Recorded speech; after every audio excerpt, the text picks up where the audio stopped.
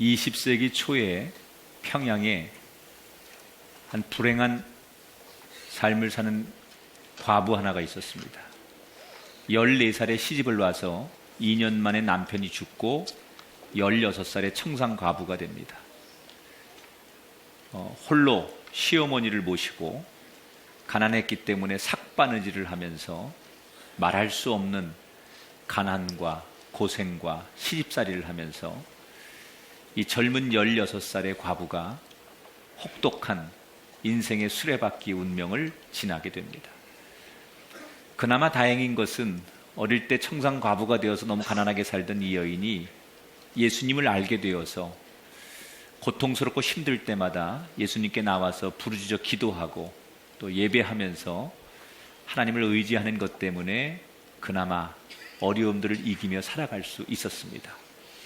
그렇게 하루하루 열심히 살아가던 이 여인이 성실해서인지 어떻게 재물에 복이 들어왔습니다. 그래서 돈을 많이 벌게 되었습니다.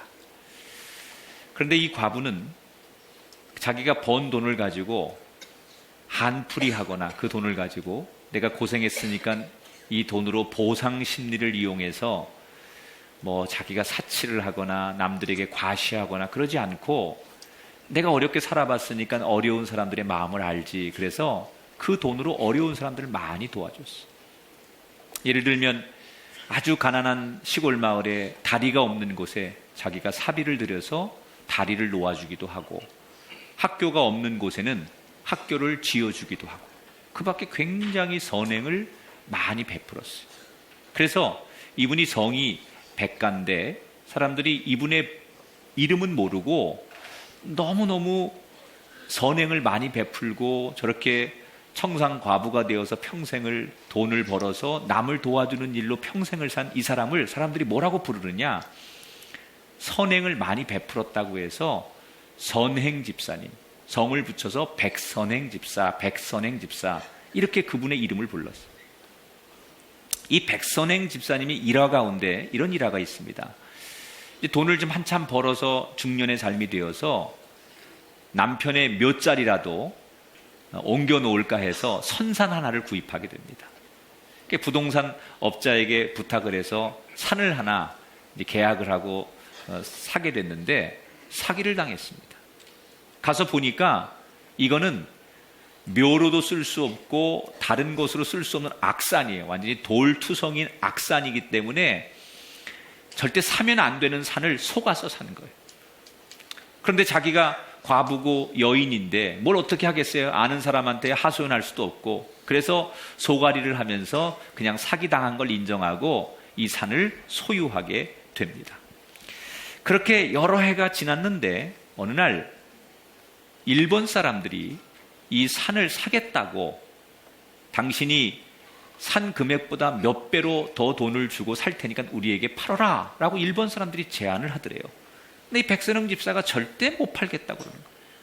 그 옆에 있는 목사님이 안타까워서, 아니 산 값보다 몇 배로 더 준다는데 왜 안 파느냐, 팔아라. 그렇게 종용을 해도 이 백선영 집사는 절대로 팔 수 없다 그러더래요. 왜 그러냐 그랬더니 이분이 하는 얘기가, 내가 아무것도 모르고 사기를 당해서 이 돌산을 샀는데 아무리 돈을 더 준다고 해도 그렇지 어떻게 다른 사람이 이 산을 사서 망하는 걸 봅니까? 그래서 이 산을 팔 수가 없습니다 그러더라고요. 그래서 그게 아니고 이 사람들이, 일본 사람들이 시멘트 공장을 하는 사람들인데 이 산을 사서 돌을 깨서 시멘트를 만드는데 이게 꼭 필요하다고 하니 서로가 좋은 거 아니냐, 당신이 이 산 쓸모 없는데 팔면 좋은 거다.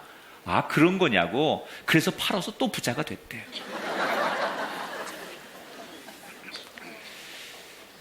여러분, 예나 지금이나 여성들은 약자죠 항상. 그래서 여자들을 우리가 배려하죠 사회에서. 그런데 남편이 없이 홀로 된 여인이 살아가는 삶은 약자 중에 더 약자죠. 오늘 본문에 보면 두 여인의 얘기가 나와요. 한 사람은 남편이 없는 과부고 한 사람은 남편이 있지만 자식이 죽은 여인이에요. 자, 오늘 저는 이 두 이야기를 통해서 하나님이 우리에게 어떤 음성을 들려주시는지 함께 들어봤으면 좋겠습니다. 자, 우선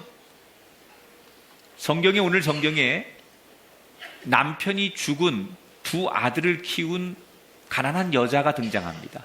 이 여자의 남편은 원래 어떤 사람이냐? 엘리사 밑에서 선지자가 되기 위해서 수련하던, 요즘 말로 말하면 신학생이죠. 신학교에 가서 목회자가 되기 위해서 공부를 하다가 수련을 하다가 남편이 죽었어요. 두 자식과 빚을 남겨놓고 죽었어요. 그 부인이 자식과 빚을 떠안고 살아보려고 발버둥을 치는데 빚이 빚을 더하고 가난이 가난을 더해서 도저히 빚을 갚을 길이 없는 거예요. 그러니까 빚쟁이들이, 채무자들이 와가지고 빚 대신에 남겨놓은 두 아들을 데려가겠다고 생떼를 쓰기 시작합니다. 이 고대 사회에는 율법에 빚을 청산하는 방법 중에 하나가 자식을 내어주는 방법이 합법적으로 있었어요. 그래서 이 사람들이 자식을 데려가겠다고 하는 거예요. 그러니까 이 여인이 곤란한 상황에 빠졌죠. 이게 첫 번째 여인이에요. 두 번째, 수넴 여인이라는 여자가 나옵니다. 이 여자는 앞에 과부하고는 좀 상황이 다릅니다. 집이 굉장히 유복해요. 남편이 잘 살아요. 그런데 자식이 없었어요. 어렵게 자식을 얻습니다. 그리고 그 자식이 잘 자라서 이제 뛰어다니고 걸어다니고 막 한참 재롱을 필 나이에 갑자기 아들이 죽게 됩니다. 자, 두 가지 공통점이 있죠. 둘 다 여자라고 하는 것, 그 다음에 자녀의 어려움을 겪고 있다는 두 가지의 공통점이 있어요.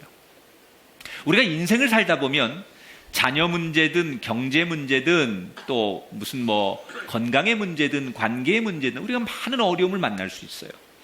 근데 이 어려움을 해결하는 방법이 중요합니다. 어떤 사람은 그냥 임시 방편으로 문제를 해결하는 사람이 있고, 어떤 사람은 문제를 해결하는 습관이 원인을 잘 파악해서 원인부터 고쳐서 문제를 해결하는 스타일이 있어요. 오늘 두 사람은 이 문제를 어떻게 해결하느냐? 근본적으로 이 문제를 해결하려고 노력을 합니다.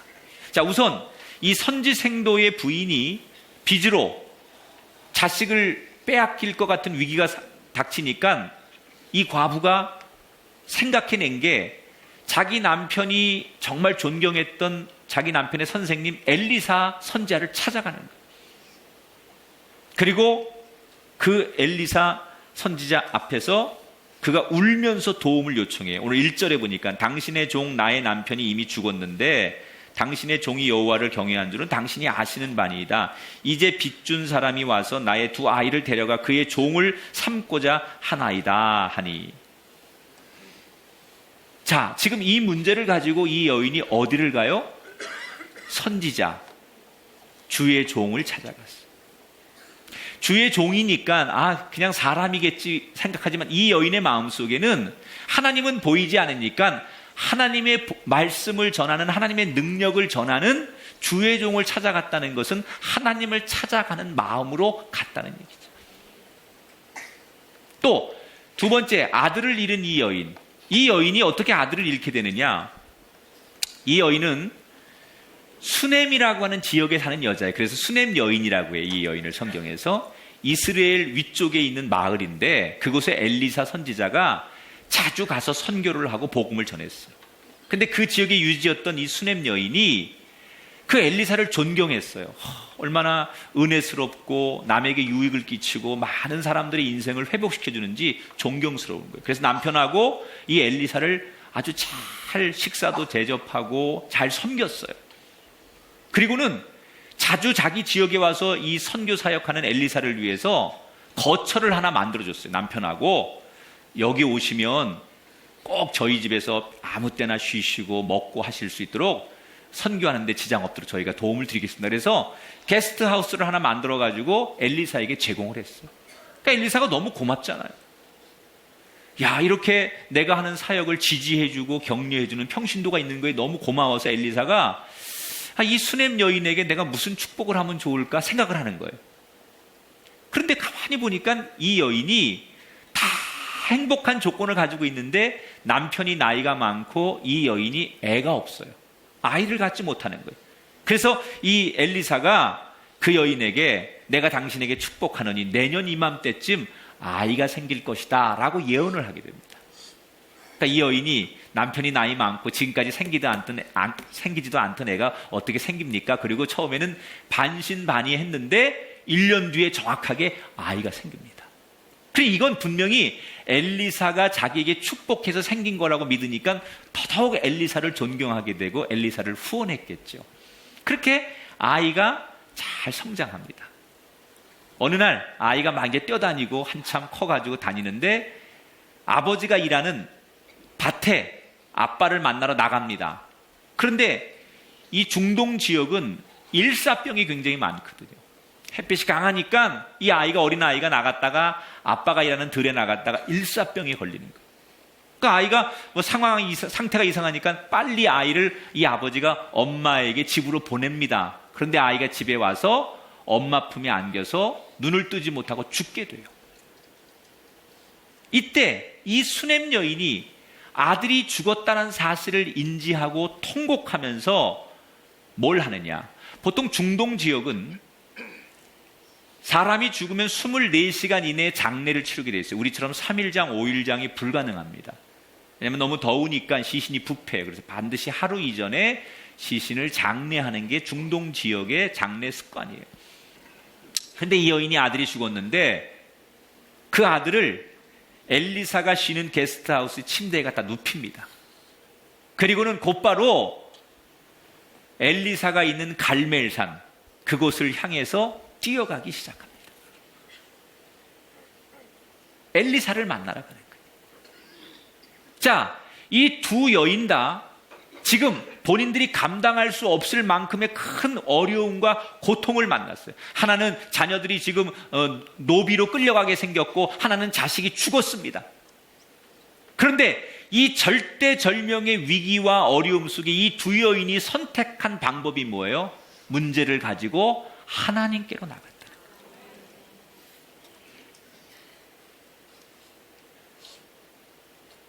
이 빚을 진 여인이 오늘 성경 1절에 보니까 선지자의 제자들 아내 중에 한 여인이 엘리사에게 부르짖어, 따라합시다. 부르짖어.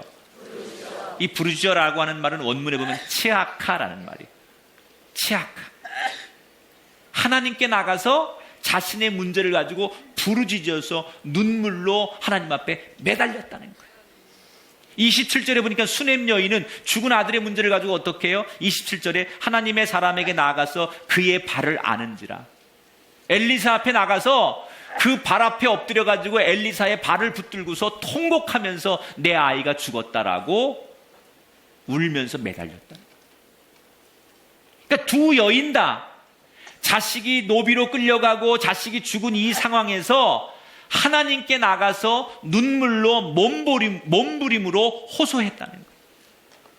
여러분 기억할 게 있어요. 하나님은 눈물로 기도하는 기도를 외면하지 않으시는 거예요. 눈물이라는 것은 인간이 낼 수 있는 가장 간절한 감정, 가장 진실한 감정, 가장 우리 속에 밑에 숨어있는 감정이 드러나는 게 눈물이에요. 하나님이 진심을 다하여 눈물로 기도하고 몸부림으로 호소하는 사람들의 기도를 절대로 내버려 두시는 분이 아니에요. 여러분 문제가 있습니까? 하나님께 나가 눈물로, 여러분 몸부림으로 하나님을 찾으시기 바랍니다. 만약에 이 두 여인이 걱정만 하고 있었다면 문제가 풀리지 않았을 거예요. 어떻게 하지? 어떻게 하지? 내 아이가 노비로 끌려가고 내 아이가 죽었는데 어떻게 하지? 걱정이나 하고 푸념만 하고 상심만 했다면 문제는 해결되지 않았을 거예요. 두 여인이 하나님께 나가서 매달렸습니다. 하나님께 부르짖었습니다. 하나님께 간구했습니다. 거기서부터 문제가 풀리기 시작해요. 오늘 여러분은 어떤 삶의 문제를 가지고 계십니까? 여러분 하나님께 매달리십시오. 하나님의 이름을 놓지 마시고 그 하나님께 눈물로 매달리시고 부르짖어 매달리시고 여러분 온몸으로 호소하십시오. 하나님이 반드시 어떤 문제든 간에 여러분의 그 삶의 문제를 들으시고 거기서부터 문제를 해결해 주실 줄 믿습니다.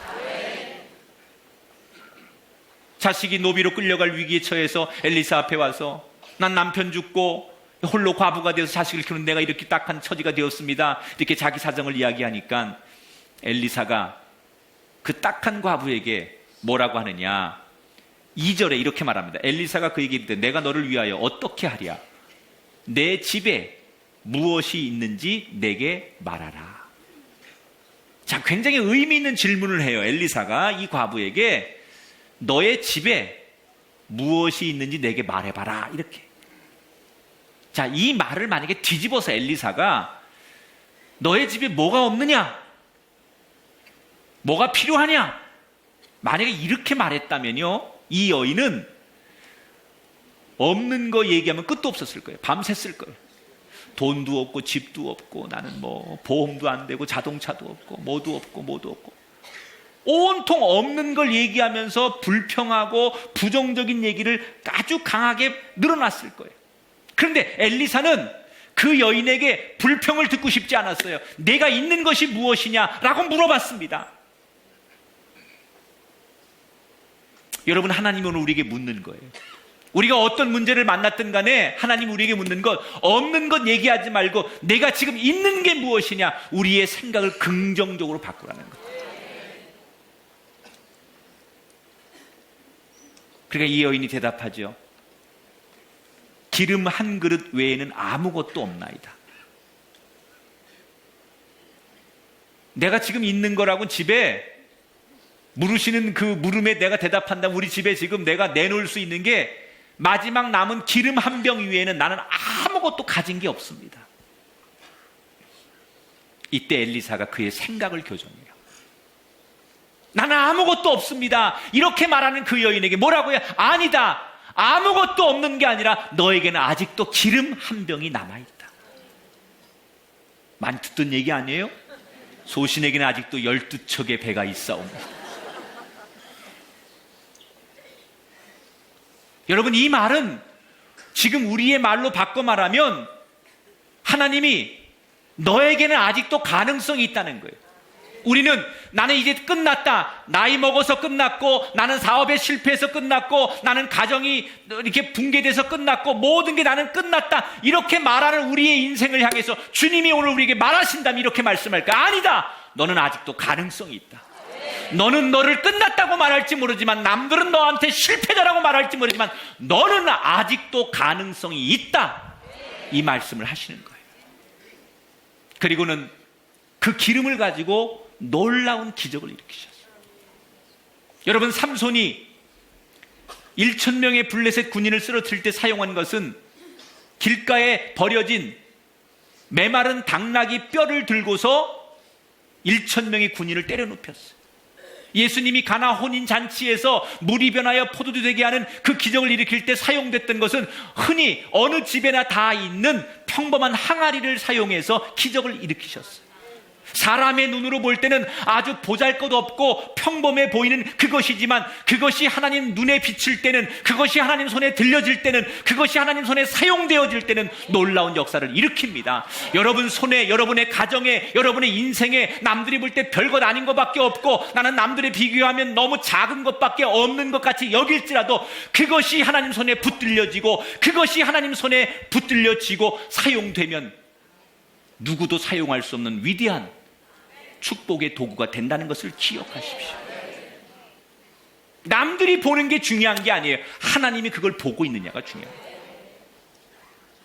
작은 것을 부끄러워하지 마십시오. 가난을 부끄러워하지 마십시오. 배우지 못한 것을 부끄러워하지 마십시오. 내게 있는 생명을 자랑하십시오. 내게 있는 희망을 자랑하십시오. 내 입술에 긍정의 고백을 자랑하십시오. 하나님 그것만 가지고도 여러분의 인생을 축복해 주실 줄 믿습니다. 엘리사가 기름밖에 없다고 하는 이 여인에게 아니다, 넌 아직도 그게 있어 라고 말하면서 3절에 이렇게 말하죠. 너는 밖에 나가서 모든 이웃에게 그릇을 빌리라. 빈 그릇을 빌리되 조금 빌리지 말고 최대한 많이 이웃들에게 빈 그릇을 빌려오래요. 그러니까 이 여인이 나가서 엘리사 생도가 시키는 대로 이웃집 다니면서 그릇을 잔뜩 빌려왔어요. 아마도 이 여인이 비록 가난하게 살았지만 인심은 잃지 않은 거예요. 그러니까 사람들이 그릇을 빌려줬겠죠. 그래서 그릇을 최대한 많이 빌려올 만큼 빌려왔어요. 그리고는 엘리사가 네가 가지고 있는 그 빈 그릇에 빈 그릇에 네가 가지고 있는 기름병을 갖다 부어라 라고 말했어. 자, 뒷얘기는 이제 나중에 하고, 참 황당하죠. 얘기가 허무맹랑하죠. 제3자들이 들으면 야, 성경은 거의 무협지 수준이야. 아니 무슨 저 무협지 소설에 나오는 그런 거하고 뭐가 달라?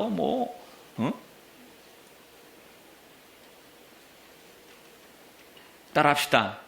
우리는 못해도 하나님이니까 가능합니다. 우리의 상식이 아니라 하나님의 눈으로 보면 이건 다 가능한 일이지.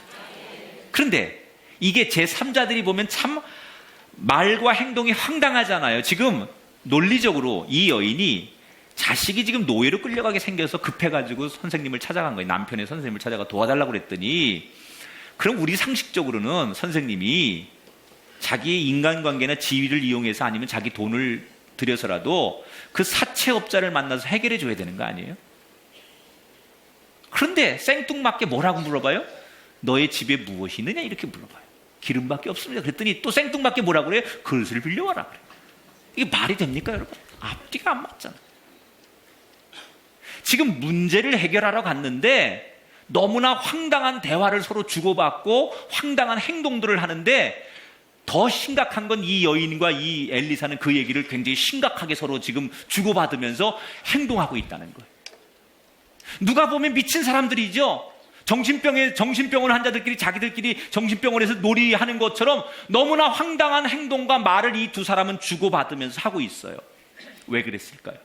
남들이 볼 때는 황당한 얘기지만 이 두 사람에게는 하나님을 신뢰하는 믿음이 있었던 거예요. 우리가 부르짖어 기도하면 외면하지 않으시는 하나님을 믿었기 때문에 이런 대화와 이런 행동이 가능할 수 있었다는 거예요. 여러분, 우리가 이 믿음의 경지에 오르게 되길 바랍니다. 남들이 볼 때는 황당하게 여길지 모르지만 우리가 믿는 하나님은 그렇게 할 수 있기 때문에 남들이 말하는 그 황당함을 넘어서 우린 진지하게 그 이야기를 받아들일 수 있는 믿음의 사람이 돼야 된다. 그릇을 최대한 빌려오라고 하고 기름을 갖다 부어라 그 그릇에. 그랬더니 오늘 5절 6절에 여인이 그의 두 아들과 함께 문을 닫은 후에 그들은 그릇을 그에게로 가져오고 그는 부었더니 그릇이 어떻게 됐다고요? 다 찬지라. 기름을 부었는데 첫 번째 그릇이 차고, 그런데 기름이 계속 흘러나오는 거예요. 그래서 다시 두 번째 그릇에도 기름을 부었는데 기름이 계속 나오는 거예요. 또 세 번째 그릇에도, 네 번째 그릇에도, 다섯 번째 그릇에도 아멘 할 때까지 계속 몇 개를 빌려왔는지 모르지만 계속해서 기름을 부었는데 그 병의 기름이 멈추지 않고 계속 흘러서 모든 그릇마다 기름이 가득가득 채워졌어요. 기적이 일어났어요. 너무 놀라우니까 이 여인이 자기가 일어난 일을 가지고 곧바로 엘리사에게 가서 선생님이 시키는 대로 했더니 이런 놀라운 기적이 일어났습니다. 눈으로 보고도 믿기지 않는 일이 일어났습니다. 이렇게 말했더니 엘리사가 다 알고 있다는지 오늘 7절에 너는 가서 기름을 팔아 빚을 갚고 남은 것으로 너와 내 두 아들이 생활하라 그랬어요.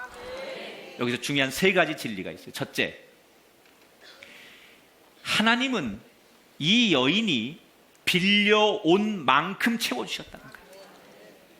여러분, 하나님이 채워주시는 것이 부족했던 게 아니라 여인의 그릇이 부족해서 멈춘 거예요. 기억하십니까? 하나님이 부족해서 멈춘 게 아니라 여인이 준비한 게 부족해서 멈췄다면 오늘 여러분 더 크게 입을 여십시오. 더 큰 그릇을 준비하십시오. 여러분의 상식을 뛰어넘는 것을 구하십시오.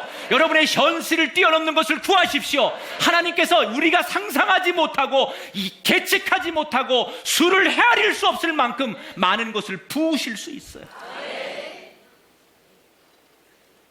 하나님이 우리의 생각한 만큼 부어주십니다. 그래서 좋은 믿음은요, 내 생각만큼 구하는 게 좋은 믿음이 아니라 정말 좋은 믿음은 하나님이 바라시는 만큼 우리의 입을 여는 거예요. 어떤 사람은 에이, 상식적으로 기도해야지.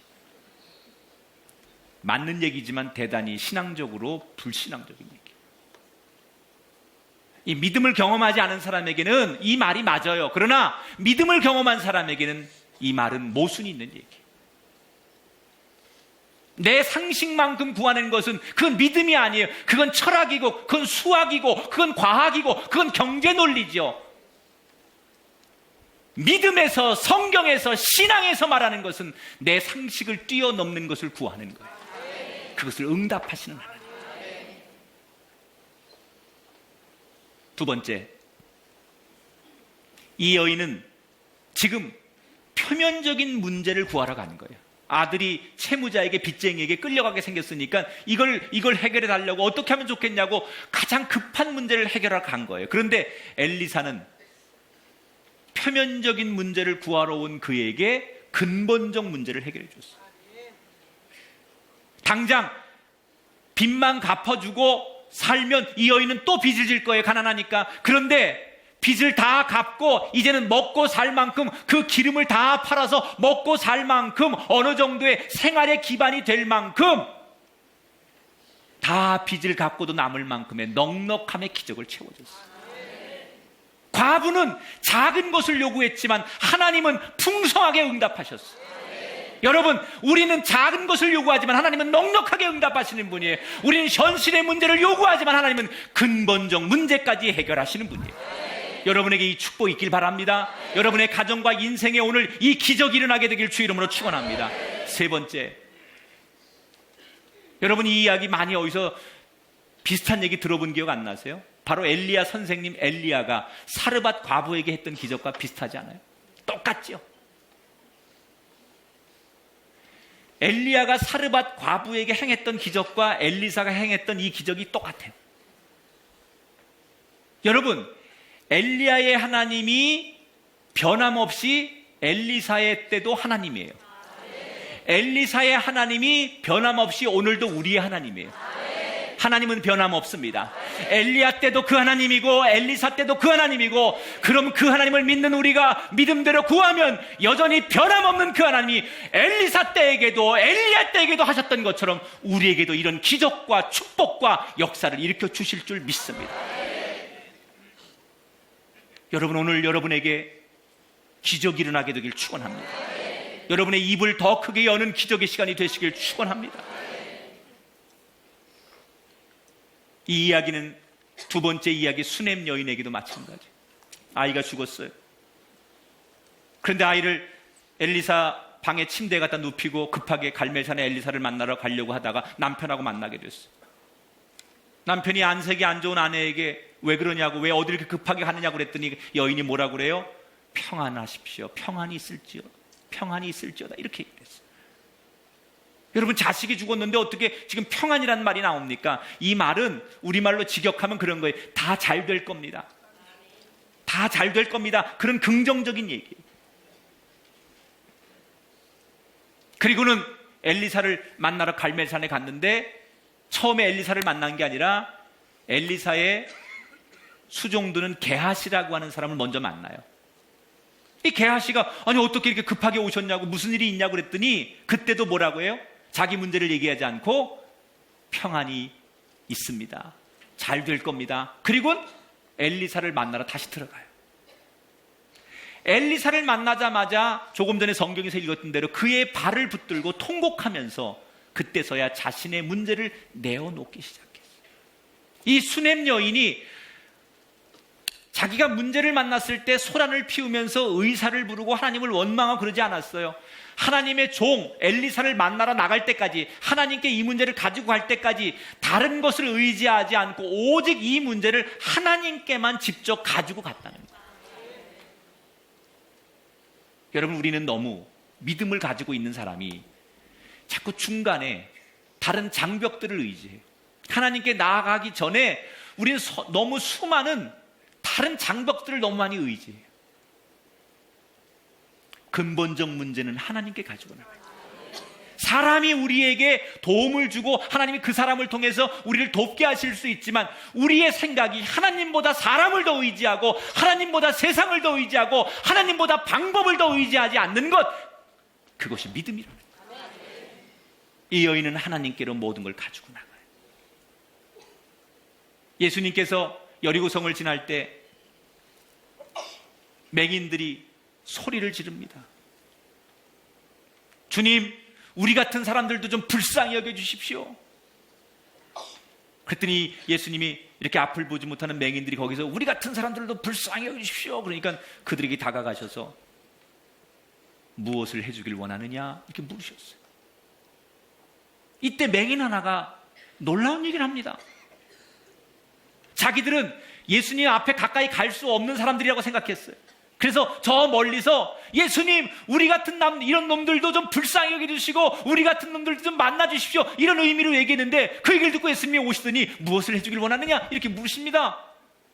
그때 이 맹인이 핵폭탄 같은 발언을 해요. 주님, 보기를 원합니다.